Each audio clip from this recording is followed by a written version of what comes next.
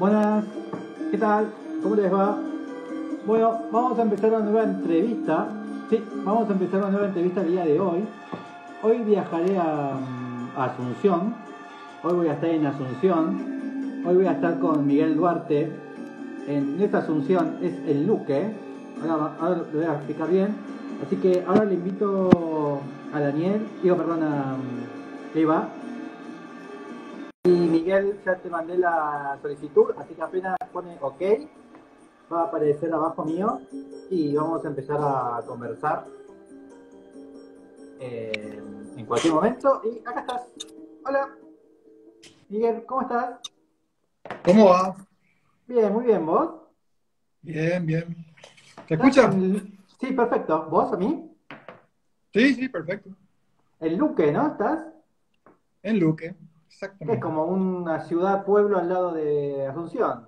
No, y está dentro del área metropolitana de Asunción. Es una ciudad contigua a la capital, a más Bien. o menos 12, 11 kilómetros.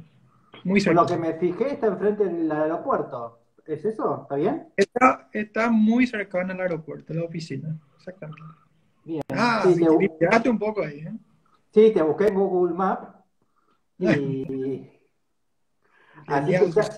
ya me fijé que cuando llego del avión estoy cerca. Sí, sí, está ahí a un pasito, a un pasito. ¿Escuchás los aviones? Sí, sí, sí, sí, sí. ¿Sos, De sos- hecho, de hecho, la casa donde vivimos, que fue sí? nuestra primera obra, y después hicimos la oficina acá al fondo de la casa, que tiene una terraza que justamente lo que hace es aprovechar ese lugar Bien, para ver el devenir este de aviones, ¿verdad? Que durante bien. este año estuvo medio parado, pero Sí. es muy lindo eso. ¿Te gustan los aviones? ¿Sos de mirarlos? Mm, volar es muy lindo. ¿A quién no le gusta volar? Sí, a todos. Pero es que hay gente rara, hay gente muy rara, que no le gusta volar, que tiene miedo. Yo no los entiendo, pero bueno. El miedo existe también, ¿verdad? Sí, Pero es muy linda la experiencia, esa de despegarte del sí, suelo, de es sentir el aire. buenísimo. Bien. Bueno, y entonces vivís y el estudio es una obra tuya. Claro, nuestro estudio se forma hace más o menos 12 años y lo conformamos Larisa Rojas y yo. Sí. Fuimos compañeros de facultad en el proceso de formación, en el tiempo de formación. Después establecimos una pequeña oficina y luego nos convertimos en pareja y actualmente somos un matrimonio que trabaja de hacer proyectos y obras. ¿Y qué tal es trabajar y vivir en una obra tuya propia? ¿Es Eh, autocrítica? Autocrítica constantemente, claro. Bien. Lo que pasa es que ayuda mucho en el sentido de que genera escuela, ¿verdad? O sea, uno va aprendiendo sus propios errores constantemente y eso te permite estar en un proceso evaluativo, ¿verdad? Que colabora en la mejora de las ideas, en la mejora del producto, Sí. eh, en la posibilidad de que esas exploraciones tengan un nivel de proyección en el tiempo también, ¿verdad? Bien. Acá estamos viendo unas obras tuyas, pero te quería preguntar primero sobre esta. Creo que me expliques esta obra. Me gustó mucho cuando la vi. Contanos algo de esto. ¿Qué es? Es muy linda. Es muy, muy particular esa obra porque viene a partir de unos estudiantes de arquitectura. Nosotros también somos docentes de la Universidad Nacional de Asunción. Ok. Y la facultad, después de casi 60 años, llama a concurso para estudiantes para diseñar un anexo de servicios sanitarios para el auditorio principal de la facultad. Sí. Y lo lanza para estudiantes. Y solicita que Ah, los estudiantes tengan un tutor. ok. Entonces estos estudiantes nos llaman y nos dicen que queremos hacer el concurso con ustedes, ¿verdad? Y el concurso era muy sencillo, era plantear uno sanitario, que en este caso eran tres volúmenes, uno masculino, uno femenino y un bloque sanitario para personas con capacidades diferentes. Ok. Y lo que ellos venían, los estudiantes traían como mochila casi como la obligación de querer hacerlo en tierra, ¿verdad? En tierra apisonada. Y lo que Bien. le planteamos es lo siguiente, vamos a olvidarnos que son baños y lo que vamos a hacer es vamos a tratar de forzar a la tecnología esta tradicional de tierra apisonada y a intentar poner ahí un objeto. Porque Bien. evidentemente el auditorio que está ahí tiene una masa construida muy grande. Del otro lado ahí está todo el jardín y el parque en el cual está metido el campus universitario. Entonces le dijimos, vamos a hacer una intervención no edilicia, vamos a poner un objeto. ¿Qué sería este? Y la idea era poner tres piedras, ¿verdad? Tres piedras que sostengan, que estén apoyadas sobre una plataforma y esa plataforma, con estas tres rocas, sostengan una leve losa que le hace de techo. Ahí está. Y ahí está. Bien. Fue muy interesante. Así que es más una obra de estudiantes que tuya. Claro, fue una colaboración en realidad, ¿verdad? Porque luego, una vez que ganaron el concurso, ellos ganaron el primer premio, y el premio consistía en el desarrollo del proyecto y finalmente en la dirección y en la construcción de la obra, ¿verdad? Bien. Y en Entonces, este caso también hay piedras con una luz. ¿Qué es esto? y esas son exploraciones que en este momento estamos desarrollando en el estudio, ¿verdad? Bien. Particularmente esa es una vivienda que está en una ciudad ya un poco más alejada del centro de Asunción, que se llama San Bernardino, y que tiene una condición más de ciudad veraniega, porque hay un lago, que es lo más cercano que tenemos a una playa, Bien. y entonces es un lugar donde hay mucha serranía, hay un accidente topográfico bastante importante, entonces lo que decimos es sintetizar la estructura. Nuestro trabajo tiene que ver mucho con la construcción del espacio a través de la estructura. Y entonces decidimos, en vez de romper un cerro para conseguir rocas más pequeñas que permitan trasladarla hasta la obra, dijimos, vamos a traer las grandes rocas, vamos a usar el ingenio humano para trasladarla casi en su estado natural y a partir Bien. de ahí la estructura ya está nombrada. Y después también, bueno, ahí mostré esto. Y también tenés este tipo de maquetas, ladrilleras, que bueno, es más o menos lo que fuiste explicando recién, ¿no? Esto sería como una ejemplificación de lo que acabas de decir, más o menos. Básicamente, en ese caso es el mismo material con el cual se construyó la obra, está hecha la maqueta, ¿verdad? O sea, es el Sí, mismo ladrillo. ahí está. ¿Y por qué es tan natural trabajar en Paraguay con el ladrillo? Pasa que es el material más económico, ¿verdad? Ok, Tiene una relación con la cuestión financiera, ¿verdad? Es el material que lo maneja la mayor cantidad de personas, los obreros, y es el material más económico, ¿verdad? bien, No tiene que ver con una búsqueda ni estética ni formal, sino que en realidad es lo más común. bien. ¿Y el cliente pide ladrillo? ¿El cliente paraguayo? ¿O es una cuestión más de Eh, los arquitectos? tiene que ver más con una cuestión de realmente se convirtió en un cliché y eso es peligroso, ¿verdad? Sí, Más todavía con toda la exposición que tuvo el trabajo que tiene el trabajo que se hace en Paraguay en este momento, es como que el ladrillo es un sinónimo de arquitectura paraguaya, ¿verdad? Y eso es súper peligroso. sí, es verdad. Nosotros estamos un poco en contra de esa mirada. En realidad nosotros no trabajamos con materiales, trabajamos con materia. Entonces, Bien, todo lo que permita llevar a la realidad una idea es la que condiciona de qué se va a construir, ¿verdad? Entonces, trabajamos con concreto a la vista, trabajamos con piedra, con ladrillo, con madera. Entonces, sí, no somos un estudio que se caracteriza por ser ladrillero sí. Acá particularmente, tenemos hormigón a la vista. por ejemplo, claro. Y después Esa es una también, obra súper particular también.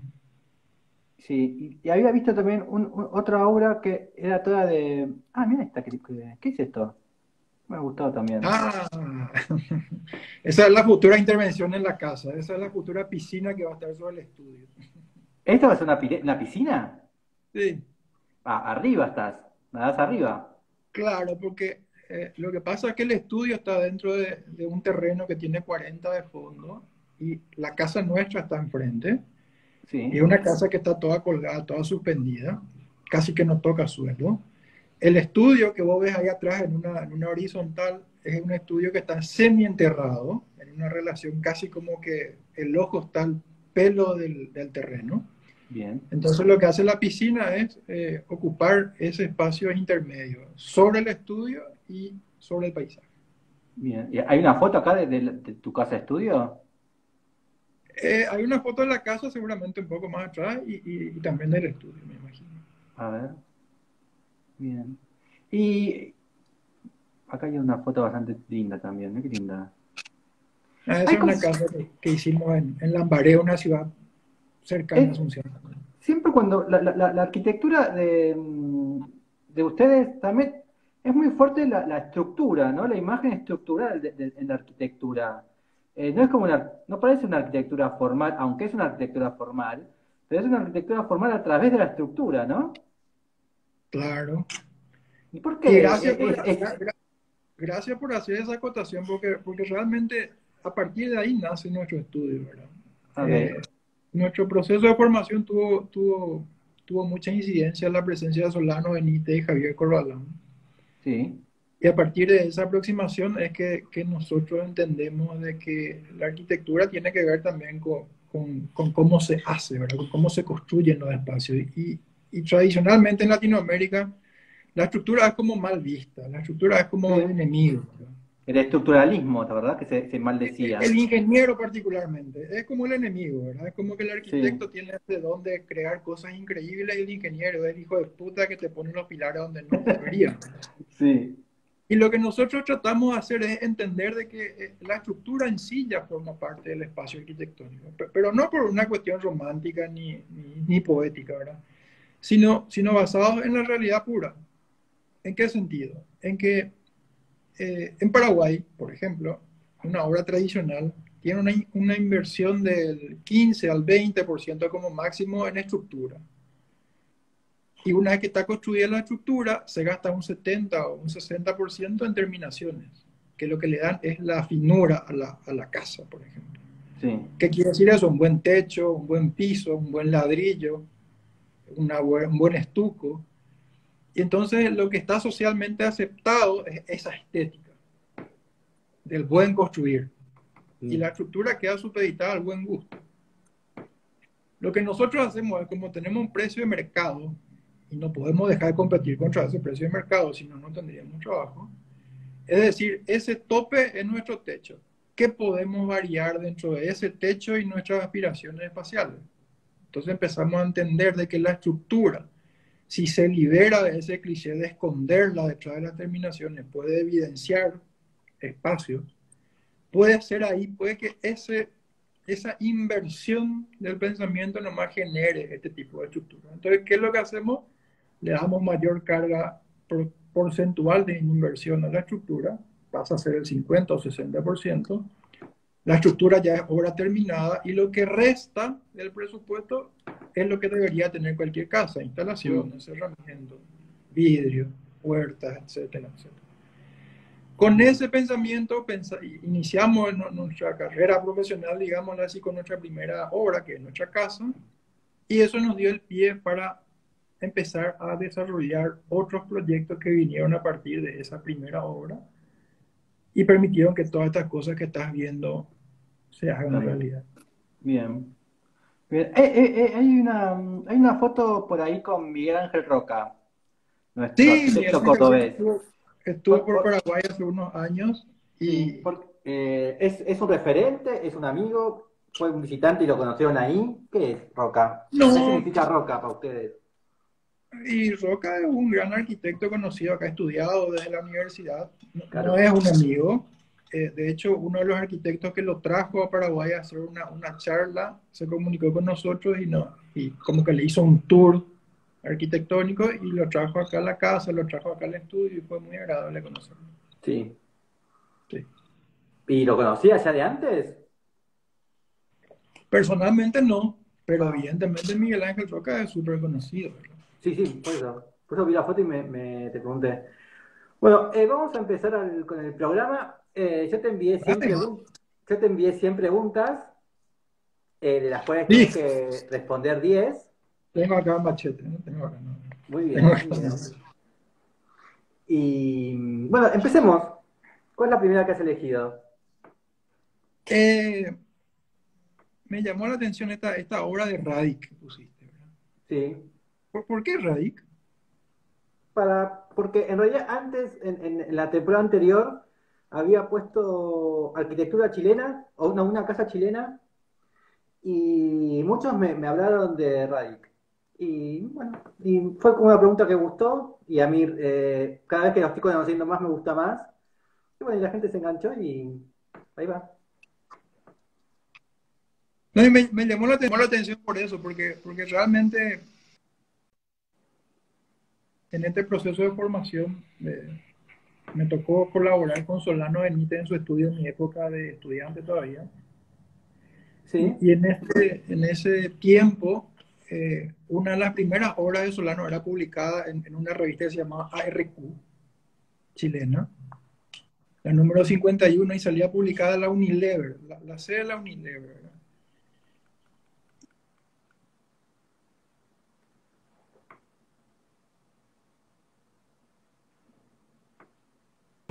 ahora, sí, Y en esa revista salía publicada también, además de la obra de Solano, la obra de Angelo Bucci, la obra de MMBB, que era un grupo también brasileño, sí.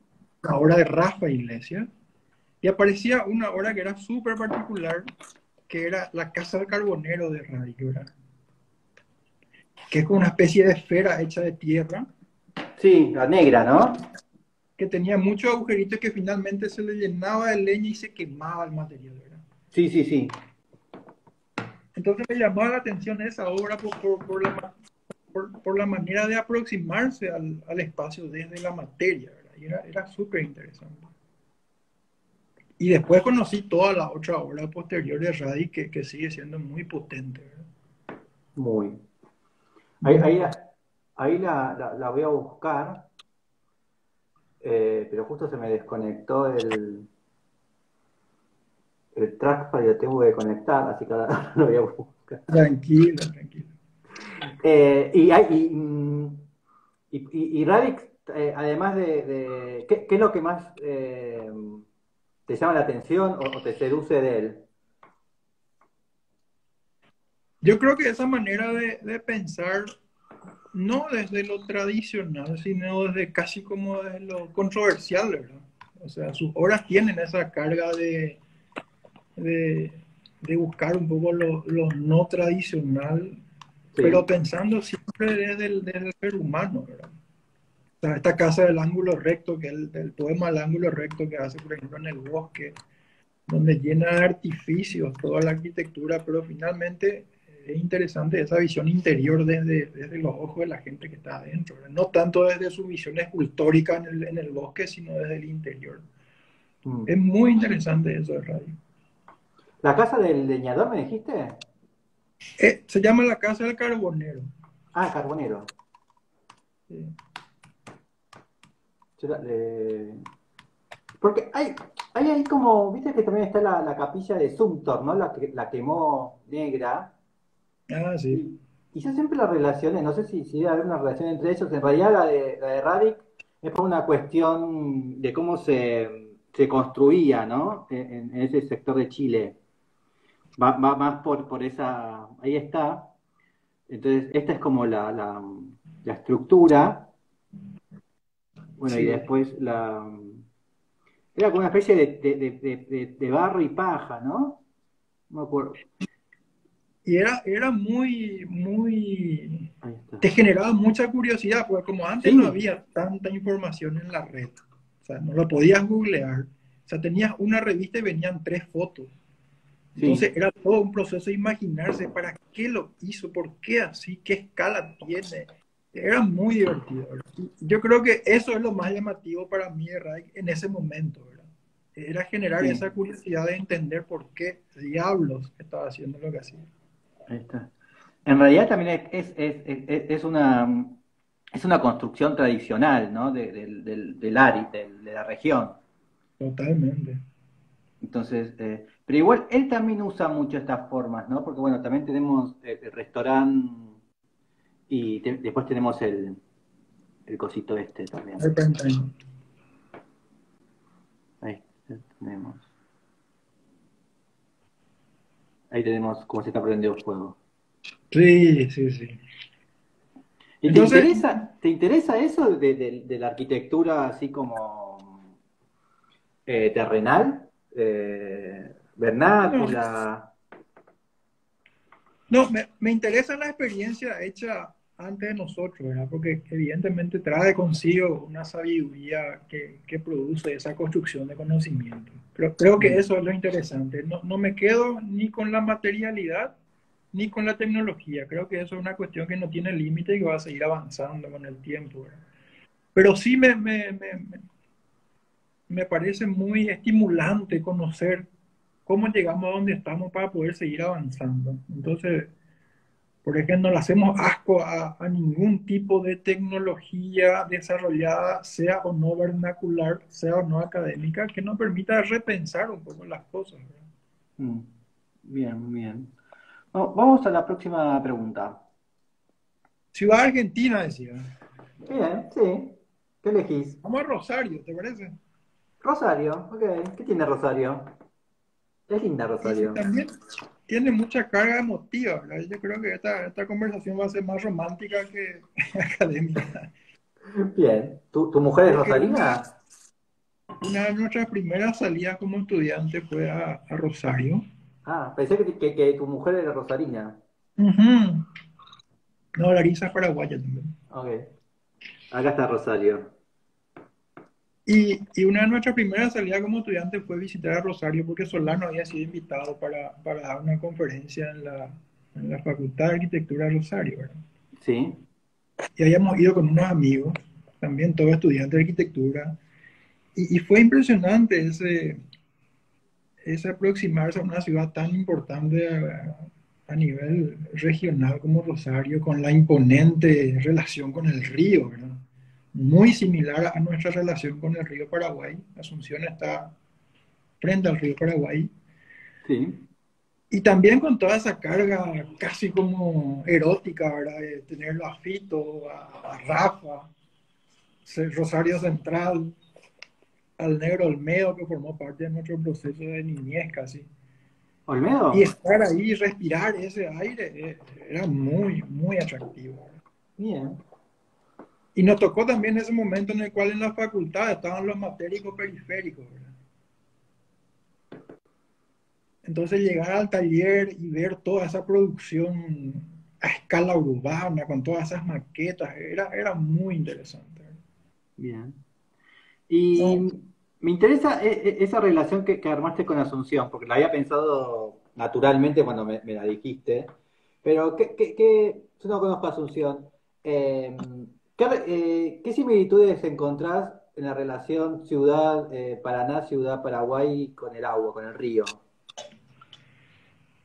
y ninguna casi, ¿verdad? Más que esta que te estoy contando, porque Asunción es una ciudad que no, que siempre tuvo un límite físico con el río, nunca tuvo un contacto directo. Ah, ¿no? No, porque Asunción estaba metido dentro de una bahía Sí. artificial, y una vez que vos salís de la bahía está el río pleno. Pero esta ciudad siempre tuvo una negación al río. O sea, ese espacio intermedio entre la ciudad formal y el agua siempre estuvo hasta ahora. Está ocupada eh, por ¿Por el ocupaciones puerto? informales. Entonces, casi como privatizada, ¿verdad? Ah, ahí tenemos una foto de Asunción. Sí, exacto. Como que está primero la parte industrial de la ciudad y la ciudad está detrás del río. Sí, y también hay un nivel topográfico que impedía que el agua esté ahí al borde de la ciudad y todo eso permitió una ocupación ilegal, digamos, ¿no? Mm.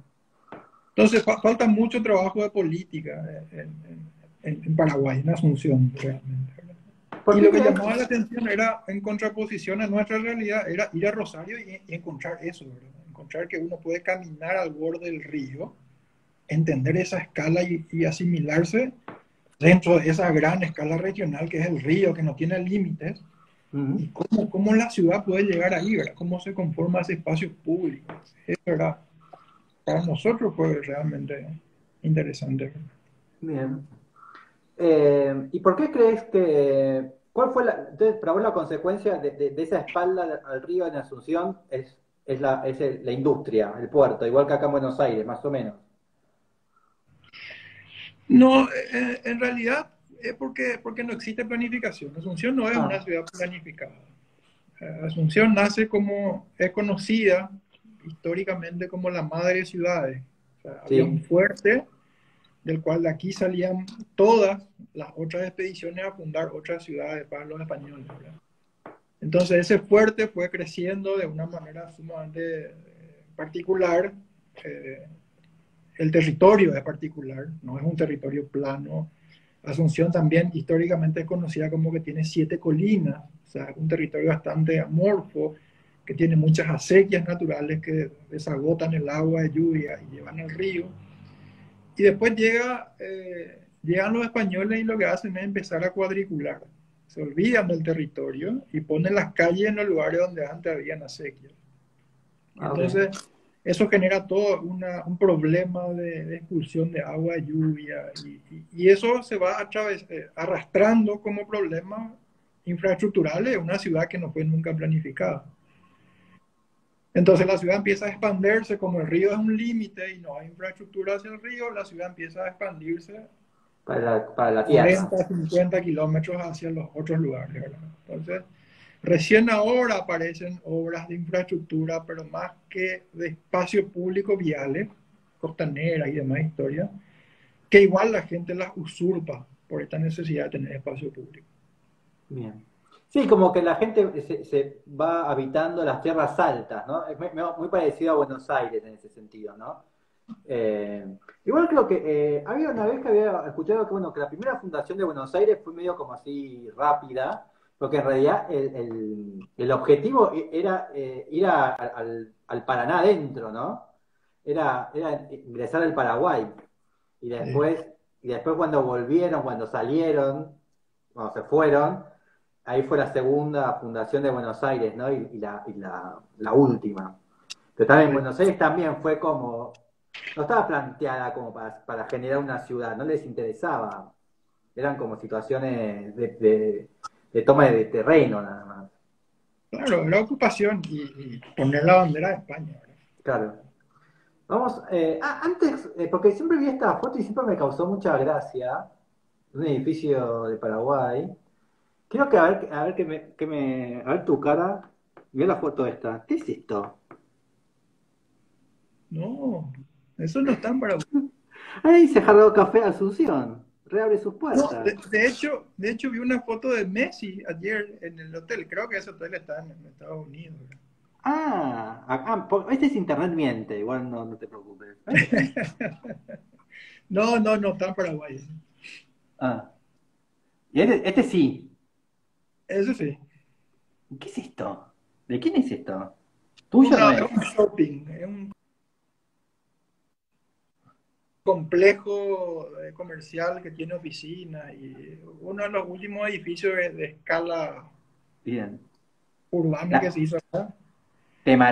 si llegas con el barco te marea esto directamente. Que fue muy conflictivo porque se puso en un centro comercial muy fuerte que tiene nada de infraestructura y se puso ahí como una cuestión muy, muy invasiva, ¿verdad? Sí, ahí está. Es muy raro. Es muy raro. Bueno, pasemos a la siguiente pregunta. ¿Cuál es? Pasemos este mal rato, sobre todo. Edificio contemporáneo, decía. El piso contemporáneo, bien. Ok.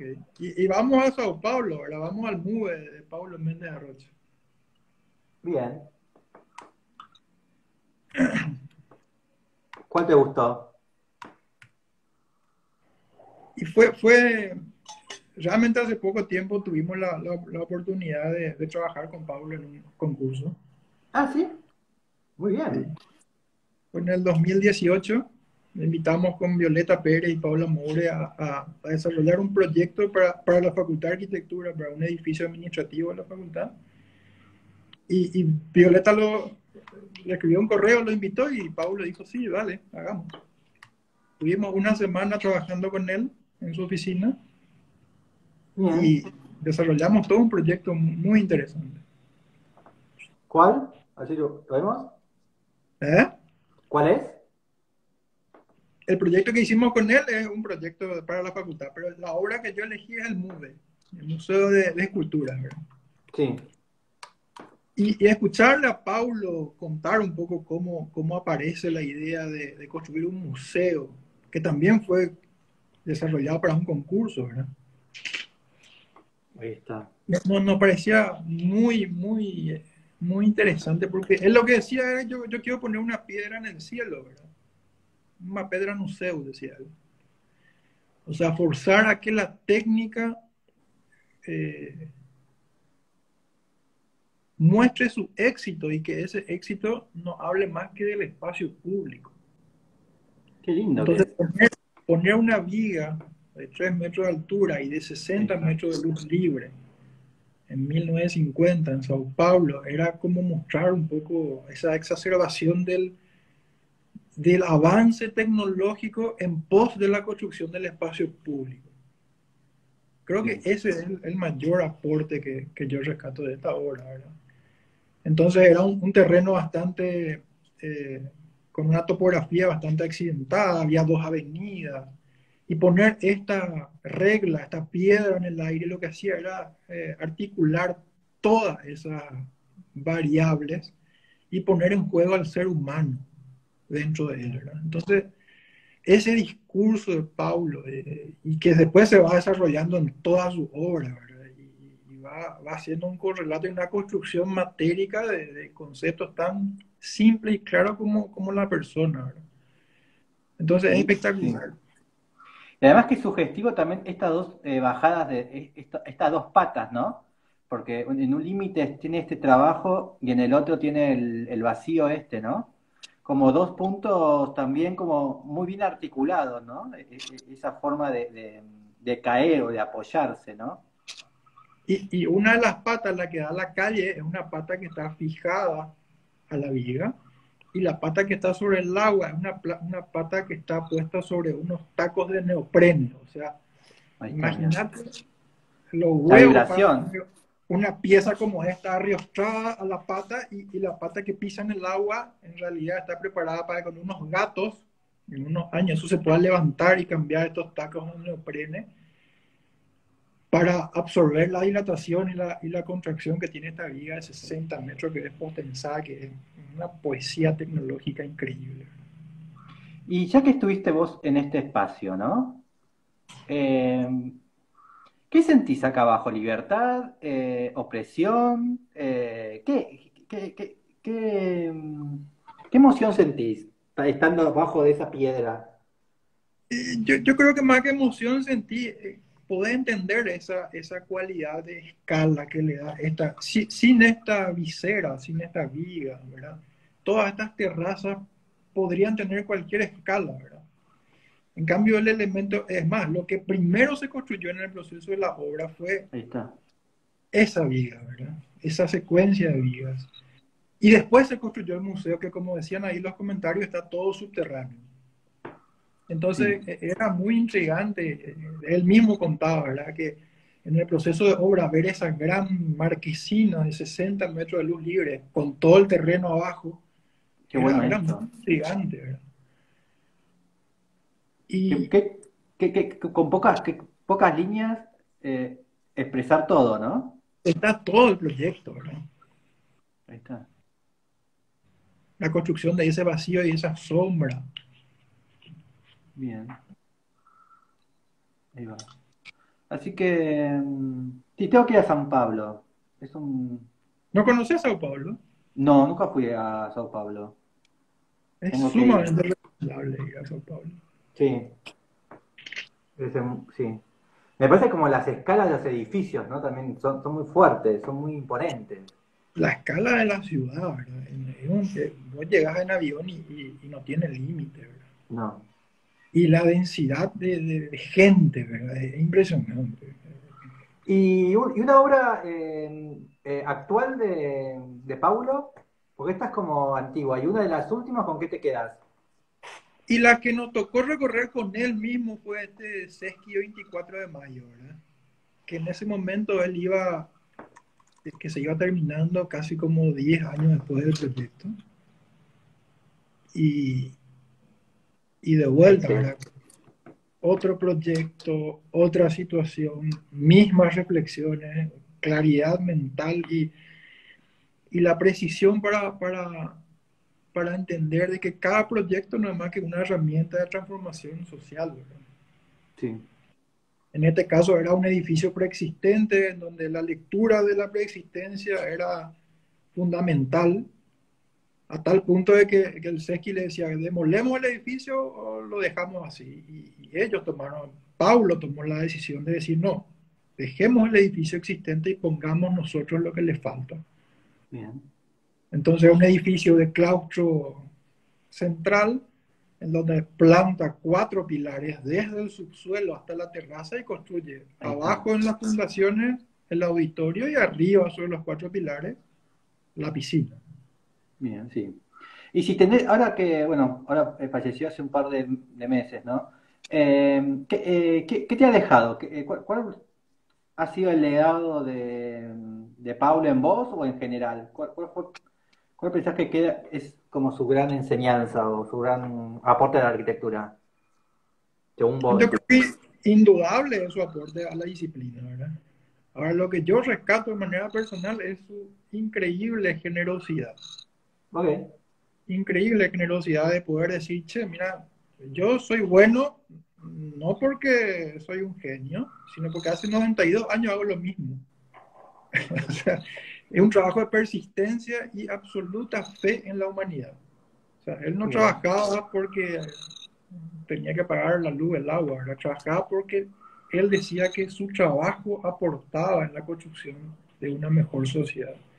Y tenía fe, tiene fe en la humanidad, ¿verdad? Que el ser humano tiene que sobrellevar los problemas e ir hacia adelante. Bien. Bien. Vamos a la próxima pregunta. Decía una esquina sobre la avenida Paulista. Bien.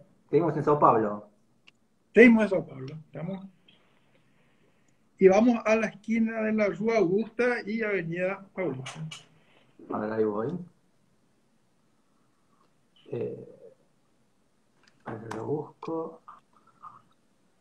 Para que no se me vea el mapa. Avenida Paulista. Y Rua Augusta. Paulista y Rúa. A ver qué te parece ahí. Augusta. Sí.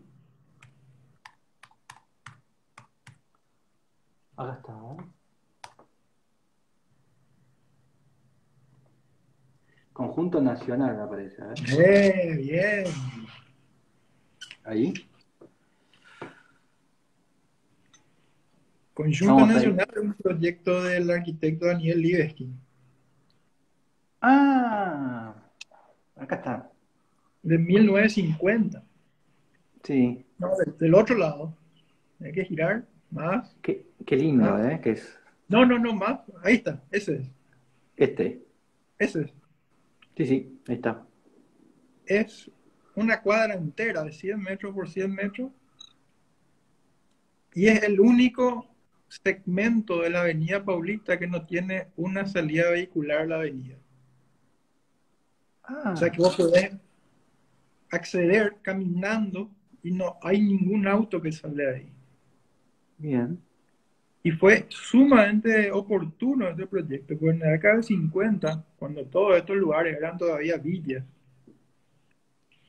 que un proyecto como este, en esta escala, pueda eh, dilatar el tiempo y ponerlo en esta situación absolutamente contemporánea de multiplicidad de usos, de comercio, oficina, hasta un hotel, de liberar la planta baja para que sea como una especie de pasaje natural y peatonal, reconstruir una terraza, recuperar el suelo perdido abajo, arriba, poner esta placa de oficinas y hoteles contra la calle paralela a Ahí está, a mira.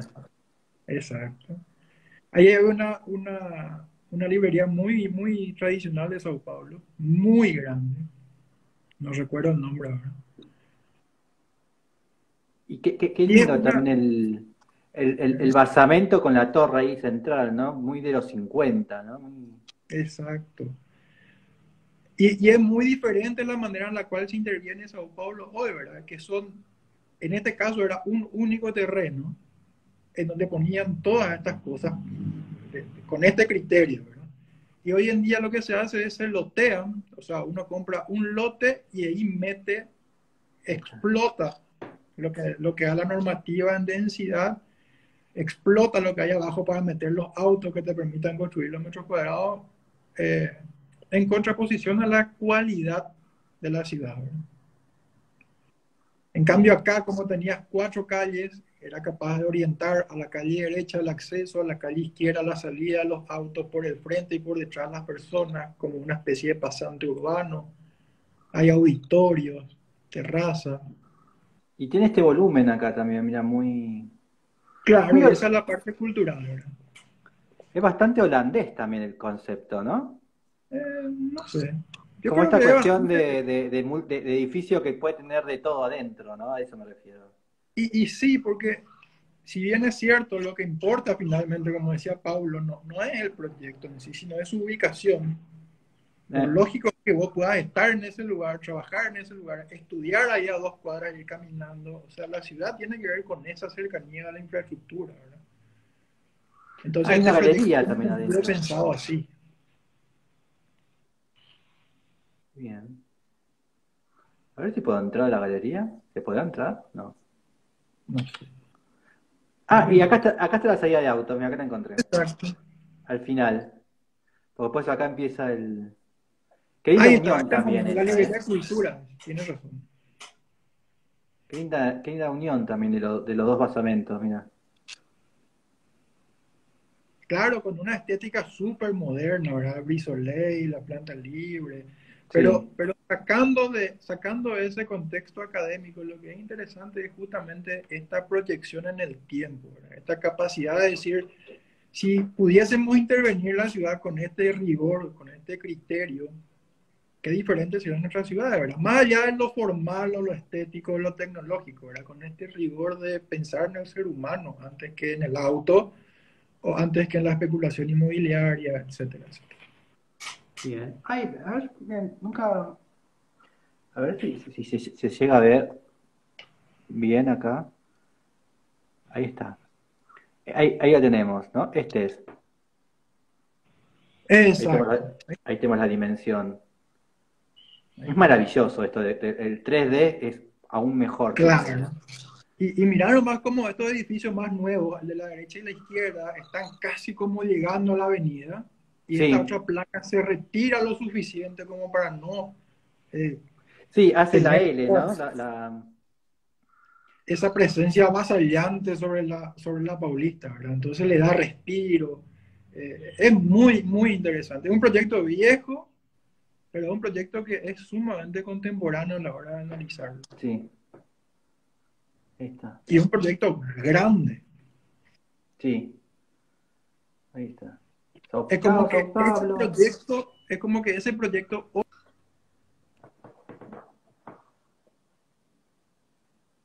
Sí, ahí volvemos. Vamos a la próxima pregunta. ciudad latinoamericana, dice. Sí, ¿cuál Vamos a elegís? Buenos Aires. Bueno, ¿por qué Buenos Aires? ¿Qué tiene Buenos Aires?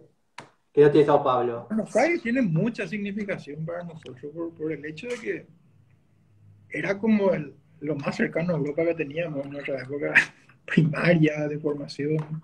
Borges, el tango, el obelisco. Y Bien. ¿Sos también tanguero? ¿Te gusta el perdón, tango? ¿Te gusta el me gusta, tango? me gusta el tango. ¿Por qué? Y cargado de nostalgia el tango. Mm, es Te triste. transmite, te transporta, ¿verdad? Y la idea esa del arrabal, del lunfardo, del idioma que habla el navajero que está ahí en la calle, es muy, muy atractiva esa imagen del tanguero. No sé si Bien. es la imagen real del arrabal y todo, ¿verdad? Pero había Daniel Melingo tenía un disco de Sí, tango con armónica que era hermoso. sí. Es muy lindo. Y también Pasa que, después, bueno, pero la cuestión, sí, pasa que, bueno, esta cuestión arrabal, como decís, que hay gente, vos, si vas por San Telmo y por ahí, es como que esa depresión, esa humedad te baja, ¿viste? bueno, pero Pero, eso ya es una cosa más turística, ¿verdad? Más sí, sí, sí. personificada, ¿verdad? Yo No, digo bueno, aquello pero que, hay mucho de eso todavía, ¿eh? Vos ves hombres de 70 así que te los, con el pañuelito. eh, por eso era lindo Borges cuando te contaba cómo eran esos momentos de Buenos Aires, ¿verdad? Y Bien. después ya de entrar a la facultad y todo eso, entender un poco la escala de la ciudad, ¿verdad? Porque Buenos Aires es como que la ciudad la tercera ciudad más poblada de Paraguay, porque hay ¿Eh? más o menos 1 millón de paraguayos viviendo en Buenos Aires. Paraguayos que viven acá. ¿Un Sí, millón son? por ahí. Mira. Es como la tercera ciudad más poblada de Paraguay, Buenos Aires. Hay muchos. Hay muchos paraguayos que por una cuestión económica, de buscar recursos y todo eso, migraron. Benditos sean los paraguayos en Argentina, ¿eh? Eh, Agradecemos que tenemos mano de obra buena. Déjame que enchufo un poco esto porque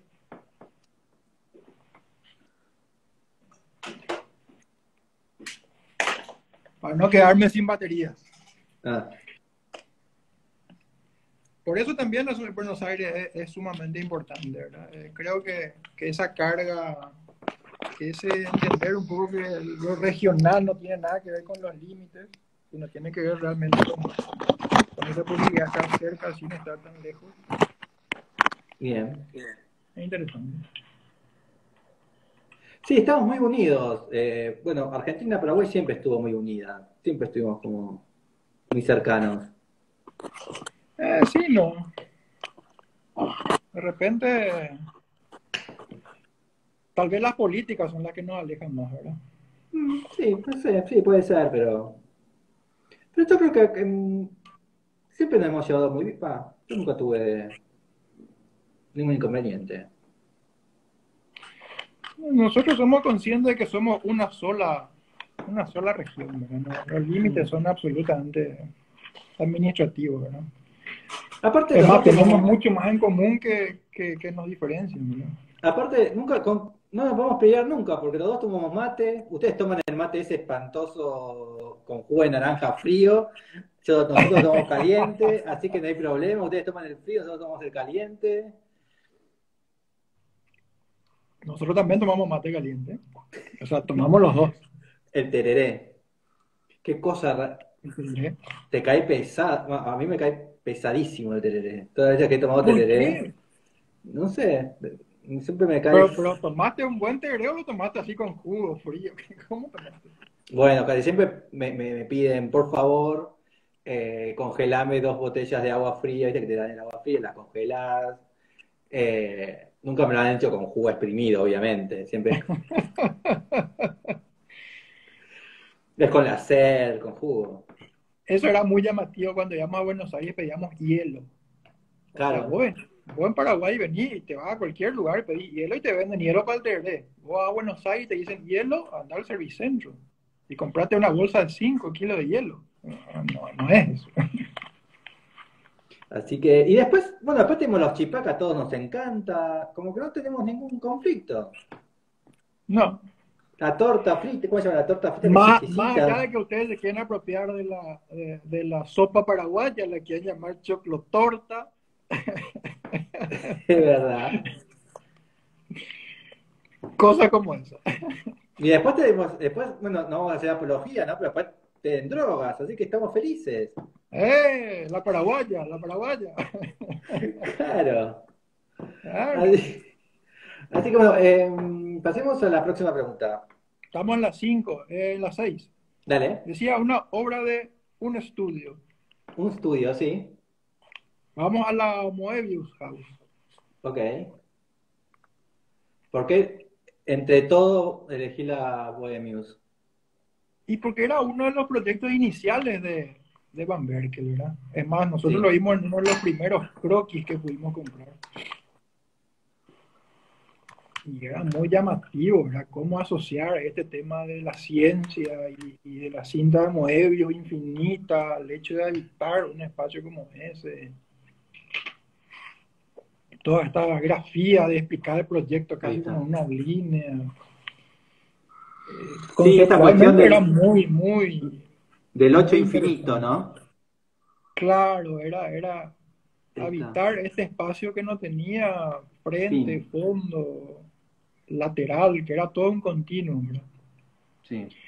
Y después al materializarlo, esta lectura de estructura plena, ¿verdad? Donde no podés reconocer un pilar, una viga, es todo como una sola cosa. Eso era muy intrigante para nosotros. Bien. Y hay algo acá del Museo MUBE de Pablo Larrocha. ¿Puede ser esa misma viga girada, dar la vuelta, hecha plástico? No, no creo. Son búsquedas diferentes, creo yo. Sí, La está de bien. Pablo tiene una presencia y una condición urbana muchísimo más, o sea, tiene otra escala Bueno, realmente. sí, Esta era una casa puesta en un bosque, ¿verdad? sí, ahí está. Y ahí tenemos un Claro, postmodernismo. ¿verdad? O sea, esa condición de interior, exterior, estructura, piso, techo, no hay una lectura clara académica de esto es un No, pilar, esto soporta, esto es un techo, es un continuo, ¿verdad? Entonces, eso era muy llamativo. ahí está. Dejando de lado el tema formal, ¿verdad? Que puede ser bastante histérico. Sí. Bueno, pero los 90 fueron histéricos para todos. Para muchos. Ahí está, mira, mira qué lindo esto, ¿no? ¿Ves? Todo este juego. Exacto. Claro que también hay una especie de manierismo, ¿verdad? Y que después Sí. van a ver que lo va refinando y últimamente se quiere parecer más a Zasca que a otra cosa. ¿Te imaginas alguna vez trabajar en una casa así? ¿Trabajar de ir a hacer un trabajo yo o de proyectarlo? Sí, de proyectar, de tener como estas complejidades. No O va creo. más para lo simple. O directamente tu forma de ser es otra. No, lo nuestro tiene esta cuestión que te contaba antes de reflejarlo, la realidad, ¿verdad? Entonces lo formal no está en nuestro presupuesto. O sea, es Bien. finalmente hacer frente a esta realidad y lo formal o la estética es como una resultante. Mucha gente puede entender nuestra obra como caja de zapatos, frías, duras, bastante introvertidas, cerradas al contexto. Hace una semana encontraba una crítica a una de nuestras casas que decía, este estudio hace hace una reflexión solamente pensando en la obra como una obra de arte puesta en un museo. Y en realidad, Bien. eso no es la aproximación, ¿verdad? Tiene que ver con otras cosas. Y sí, Exactamente, era estos esa son la... son tres cajas de zapatos. Esta es la de Adidas, Es, la de Nike y... era muy simpático porque la crítica venía por Está ahí, bien. ¿verdad? Decía, cómo se dejan llevar por el mero formalismo y no por una cuestión de funcionalidad ni de pensar en el ser humano. Cuando en realidad la justificación para el proyecto ese era que es un terreno muy exiguo, tiene apenas 10 por 10 Bien. y era intentar lograr la mayor espacialidad posible y conectar esa casa a una plaza que está enfrente. Entonces, estos bloques lo que van es girando en torno a un espacio central que tiene cuádruple altura y que te permite vivenciar la casa en distintas escalas. El bloque que está en el frente tiene una escala más humana, el transversal es una caja de vidrio que te permite disfrutar visualmente de la plaza, etcétera, etcétera. ¿Esta es la misma? No, esta es otra. No, esa es otra casa. Es otro proyecto realmente que lamentablemente quedó en stand. Siempre buscas esto, siempre hay como, me gustan esas maquetas. ¿Por qué siempre estás buscando como esa claridad en la maqueta? Y porque finalmente la estructura es para nosotros lo esencial, ¿Ves? ¿verdad? Mm, Es la bien, estructura.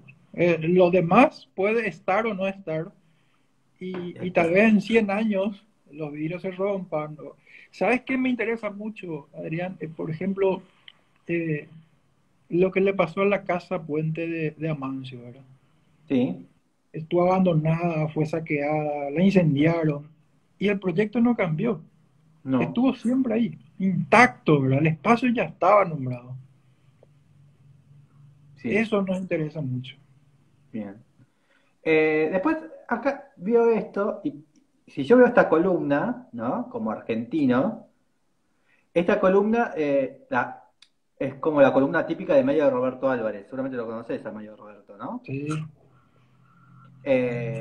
¿Por qué? Bueno, para mí esa columna es de Mayo de Roberto Álvarez. ¿Por qué colocaste dos Mayos de Roberto Álvarez ahí en tu casa? En realidad tiene otra connotación, ¿verdad? Esa es una casa que está construida así.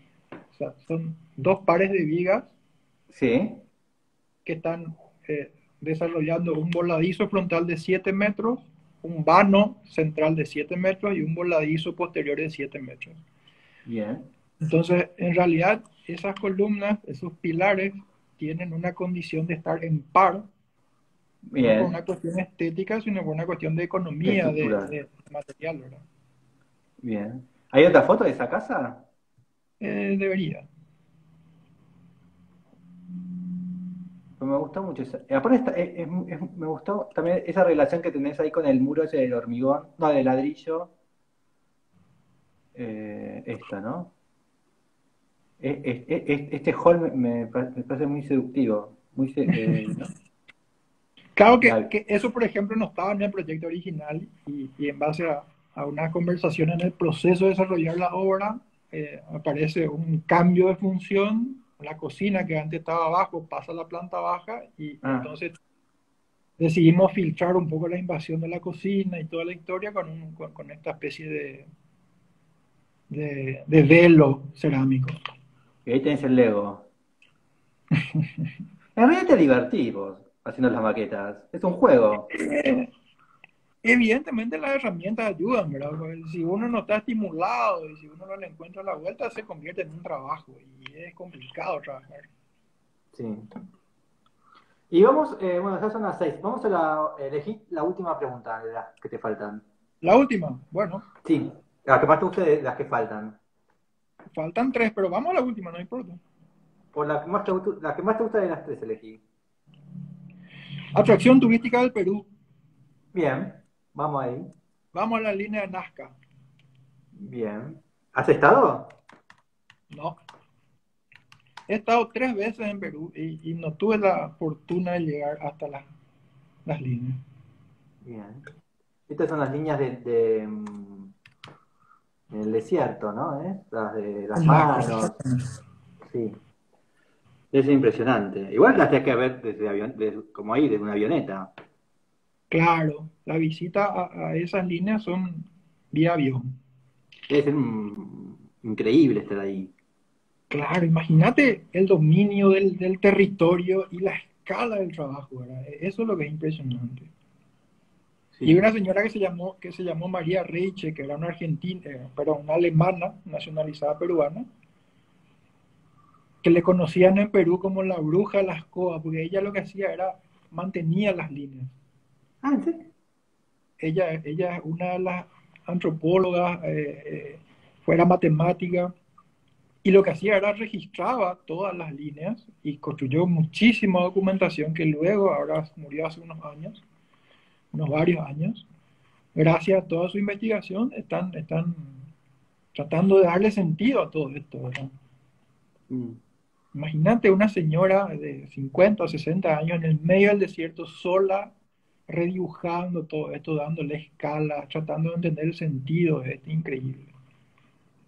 Porque también hay que pensar que eh, las personas que han hecho esto, los incas que han hecho esto, cuando estaban, me imagino, cuando estabas dibujando o trazando estas líneas, no la estaban viendo, ¿no? Va, o sí, bueno, si irían, caminarían semanas a un cerro y mirarían desde, ¿no? Pero esa relación con el dibujo y la presencia habrá sido muy interesante porque en realidad esto lo tenés que ver de la distancia. Claro. Por eso la Bienal de Venecia, la última, la que curó Alejandro Aravena, ¿verdad? Cuando Sí, ponía esta imagen de María Reiche y ponía su escalerita en el medio del desierto para que ella pueda subir y mirar realmente a una cierta altura estas líneas. Y hablaba de la herramienta, ¿verdad? La herramienta es la que te permite aproximarte a esta visión eh, casi como territorial, ¿verdad? Entonces, ¿cuán importante es la herramienta para que nosotros podamos vernos en esa proyección de escala, por ejemplo, ¿verdad? mm, Más allá de la forma del dibujo, más allá de la manera en la cual marques la tierra, esa capacidad de alejarte para ver, creo que es fundamental. ¿Vos qué ideas tenés? Estas cosas, estas que siempre están, bueno, la línea de Nazca, las pirámides de Egipto, esta cosa de que vinieron los extraterrestres o el hombre que fue al tiempo atrás, hizo las pirámides y volvió. ¿Realmente pensaste esas, como todas esas fantasías o realmente crees que un Inca hace 500 años, 600 años pudieron hacer esto con sus propias manos y no que vino un superhombre y... ¿Qué pensás de todas estas cosas? Evidentemente nuestra existencia es muy limitada, ¿verdad? O sea, somos muy cortos en una vida, un ser humano es muy, muy limitado, no va a poder solucionar todos los problemas.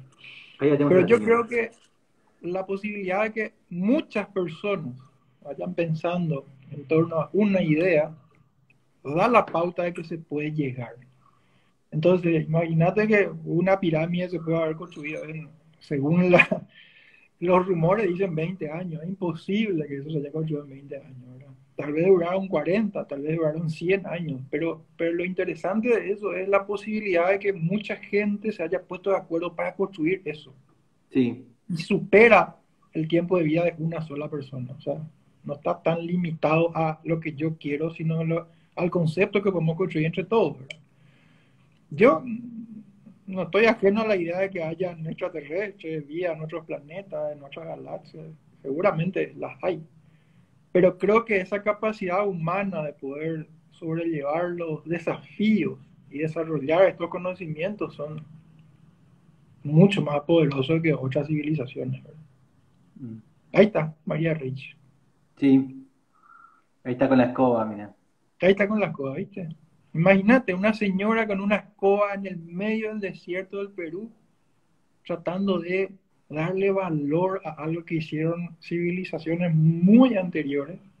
Imagínate el valor que tiene esto, el poder que tiene esto. Sí. Pero hay una foto que vi antes, ¿dónde está? A ver. Que si te fijas, ahí ella, ahí está sobre las líneas, ¿no? Pero ahí te fijas, serían esas las líneas, las que estamos viendo por ahí. Ella está ahí metida en el medio del dibujo. Sí, en realidad las líneas, como es un lugar donde nunca llueve, las líneas están ahí y la gente caminaba por las líneas, Claro, ¿verdad? ahí Y las están, líneas ¿ves? no son un dibujo, las líneas son, es el lugar donde las personas sacaban las piedras y dejaban la tierra, la arena. Sí. Entonces, ese lugar es un sendero realmente. Por eso mucha gente sostiene de que lo que hacían en estas líneas eran una especie de procesiones, ¿verdad? De caminatas a la noche con Ah, antorchas e iluminaban todo esto, ¿verdad? Habrá sido un espectáculo increíble. sí, ahora sí, maravilloso. Imagínate. Claro, claro, y esto, teóricamente, claro, y después, bueno, quedaban esos registros, ¿no? Exacto. Que Mm. finalmente puede tener una significación distinta a la que nosotros podamos darle hoy, ¿verdad? Y tal vez no lo vamos a entender nunca. Pero lo potente que es este dominio del territorio, de la escala, de la técnica, de la circunstancia sobre la cual los tipos deciden actuar y decir, vamos a dibujar algo acá. Con lo más simple que tenía, ¿verdad? Los pies, mover unas Sí, piedritas. Entonces, si con ese rigor somos capaces de pensar, imagínate, nuestras ciudades, nuestros proyectos, qué distinto podría ser, qué distinta podría ser la aproximación hacia lo humano, ¿verdad? Y no tanto la exacerbación de lo construido. Mm, bien, Ese tipo de cosas nos entusiasma mucho. bien. ¿Y por qué has ido tantas veces a Perú y nunca fuiste acá? ¿Qué pasó? ¿Es Y nos han poco invitado, por tiempo? suerte, nos han invitado muchas veces a dar conferencias, workshops allá. Y la escasez de tiempo hizo imposible de poder llegar a tanto. Porque Perú realmente está descubierto un 30, un 40% de todo lo que Sí, hay. es. Mm, Entonces, y lo más conocido, Machu Picchu, es una partecita de todo lo que falta por descubrir, ¿verdad? mm, bien. Es muy interesante. La cultura andina. Hace 2 años fuimos, la última vez, el último año que se pudo viajar, nos invitaron a La Paz a hacer un workshop y fuimos a conocer la Puerta del Sol y Tiahuanacu, que es también un centro ceremonial. Y también lo mismo, ¿verdad? Forma parte de toda la misma estructura, ¿verdad? De la modificación del territorio, del uso de la técnica, del conocimiento astronómico, del Y, respeto a la natural. y por último, y ya terminamos, ¿hay algún tipo de ciudad, ruina, asentamiento guaraní, tipo de siglos muy antiguos? ¿Hay una constancia de la historia guaraní en Paraguay? ¿Unas ruinas? ¿Cómo era la vivienda los guaraníes? Un poco largo para aplicar. Si tenemos un tiempito, te hago síntesis. Dale. Lo más fuerte que queda en la cultura guaraní es el idioma, Sí, el guaraní. el guaraní. Pero ¿Hablas? sí, históricamente, durante la dictadura, por ejemplo, el guaraní fue borrado. Nos enseñaban en las escuelas porque transmitían la idea de que éramos inferiores frente a los otros. Entonces el dictador dijo guaraní, maten al guaraní, ¿Y eso olvídense. cuándo fue? Fue una dictadura de 35 años, desde el 65 hasta el 89, creo, de Ok. Alfredo Stroessner. Eh, y en la escuela nos enseñaban de que los guaraníes eran haraganes, de que no querían trabajar, de que tomaban teberé todo el día y no hacían nada. Y lo comparaban con los incas, con los mayas, con los aztecas, que habían construido un montón de Palacios. infraestructuras, ¿verdad? Luego, en la caída de la dictadura, con esta inercia de volver a recuperar todo lo que se perdió en todo ese tiempo, eh, empezábamos a recibir las informaciones de que en realidad los guaraníes no eran haraganes. Empezaban de vuelta a volver a remirarse estas culturas ancestrales y nos contaban de que los guaraníes realmente vivían en el Ubu Maraneú, que significa la tierra sin mal, ¿Sin mal? sin mal, el paraíso. ¿Por qué decían los guaraníes esto? Porque ellos iban a un lugar, decían, vamos a establecernos acá, y agotaban los recursos, encontraban frutas, encontraban animales, encontraban agua, y lo que hacían era convertirse en una cultura nómada. ¿Qué quiere decir? Se asentaban en un sitio hasta agotar los recursos. Una vez que Ok. terminaban los recursos, agarraban campamento y buscaban otro sitio.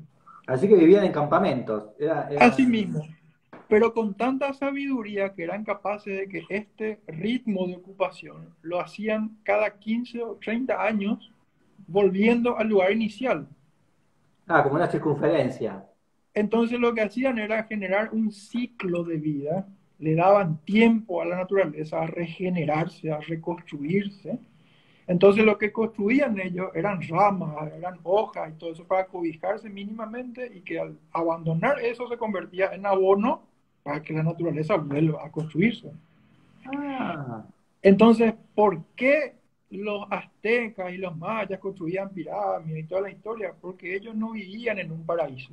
Ellos tenían que modificar su medio para tener alimentos, construir terrazas para cultivar, construir acueductos para traer agua.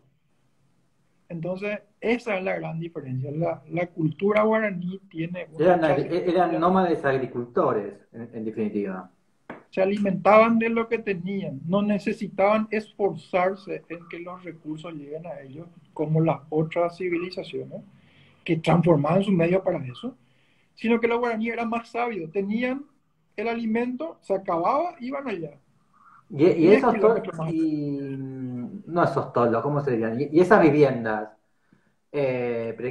¿con qué las generaban? ¿Con las ¿Hay algún tipo En un de... principio lo que hacían era un foso y ponían una madera así y una madera así, la llenaban de hojas, se cubrían del sur, que era el viento más frío, y en ese foso por debajo, a seminivel, generaban la vivienda.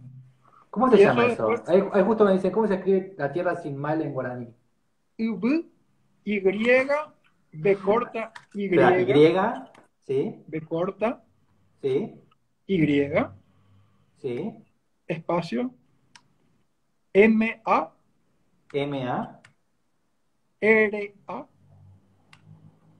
Ah, acá está, Maraey. Marane, ¿Esto? ¿Así?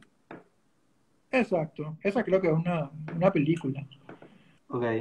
Pero si googleas eso, hay un concepto sumamente ¿Esto interesante. sería? Claro, esa ya es una especie de... Eso dice que está en Bolivia, ¿verdad? Pero si Sí. buscas este concepto de Wimaraneu, tiene que ver con toda esta construcción Ahí está. cosmogónica del paraíso, del lugar donde no hay. Maraneu, te falta una N antes de la E. Ah, una N después. Ok.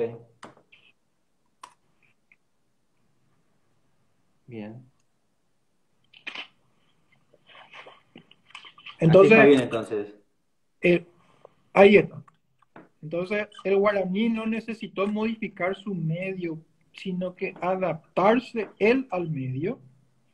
Y gracias a esa adaptación, él pudo entender los tiempos, los ciclos, entender qué hormiguita come qué hoja y qué hormiguita que come esa hoja defeca una semilla que permite que ese árbol vuelva a crecer. Puede entender los cursos de agua, los ciclos de la Y lluvia. aún hoy en día, ¿hay comunidades que viven con este ritmo o ya se perdió, ya como cultura se perdió? Yo creo que ya es muy difícil encontrar una comunidad autóctona, ¿verdad? Pero lo que es importante es esta revalorización que se hizo de la cultura, ¿verdad? Volver a poner el idioma como esta construcción. De hecho, en Paraguay no se habla un español neutro, no se habla un guaraní puro, se habla una mezcla de los dos idiomas que se llama yopará, Bien, que ¿qué es eso? es un tercer idioma que es común en la calle, que la gente lo habla mezclado, todo mezclado, ¿verdad? Que otra vez es una construcción social posterior al español de los colonizadores, al guaraní Pero, por materno. ejemplo, un turista ¿entiende algo de esa mezcla o también es algo muy de ustedes? Es muy difícil, es muy A difícil. ver. Nosotros tuvimos pasantes de Perú, tuvimos pasantes de Bolivia, de Brasil, y cuesta mucho. Coste que en Brasil se habla guaraní, Sí, pero porque también son guaraníes los brasileros. no está institucionalizado como un idioma. Cuesta un poco.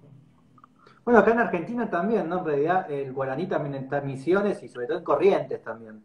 Corrientes, Y Chaco, ¿no? Chaco. Chaco, El Chaco Misiones, Paraguay, por eso Misiones, toda la Mesopotamia. Y exacto. acá también, ¿no? Acá estaría buenísimo que Misiones y Corrientes y demás hicieran también como que el guaraní sea enseñado, ¿no? Porque se habla mucho también en Corrientes y en Misiones el Sí, guaraní. sí. Es más, los de Corrientes son más paraguayos que argentinos. Sí, eso dicen, sí. Sí, Porque en en realidad la época de el la guerra, guaraní, en el la guerra guaraní de la estaba triple en alianza, todo el perdón, sector. El perdón, guaraní estaba en todo el sector, toda la parte del Gran Chaco.